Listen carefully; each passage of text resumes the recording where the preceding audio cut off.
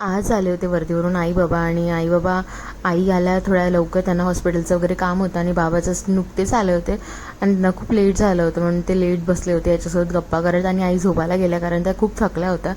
आणि मग आई बाबा झोपल्यानंतर आम्ही दोघे असंच खाली गेलो आणि आम्ही गोला खायला गेलो. तिकडून आईबाबांसाठी आईस्क्रीम घेऊन आलो कारण ते झोपून गेले होते तेव्हापर्यंत. आणि मग आलो आम्ही घरी आणि माझ्या नवऱ्याने बघा काय केलं, पूर्ण गोला पूर्ण अंगावर ओतून घेतला. आणि मग सकाळी सकाळी मस्तपैकी दुसऱ्या दिवशी मी असं नाश्ता बनवला होता ज्याच्यात मी थोडं साखर टाकते फोडणीच्या भातामध्ये.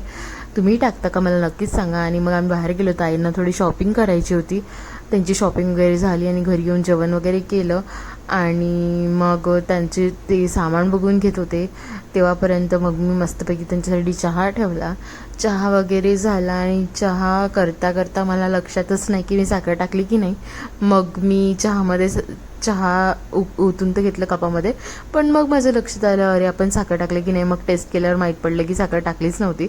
मग टाकली आणि मग यांना चहा वगैरे दिला. 3च कप चहा होता कारण मी घेत नाही. आणि मग आई म्हणाल्या की गावाला जातो. मग ते गावाला जायला निघाल्या तर आम्ही त्यांना बुट्टीबोरीपर्यंत ड्रॉप केलं. त्यांची शॉपिंग वगैरे झाली होती आणि मग त्यांना जायचं होतं. आणि मग आम्ही असं शुभमकडे भेट दिली आणि मग आम्ही तिथून आंबे वगैरे घेतले बुट्टीबोरीवरून. आणि तसं होता आजचा माझा दिवस. Thank you for watching.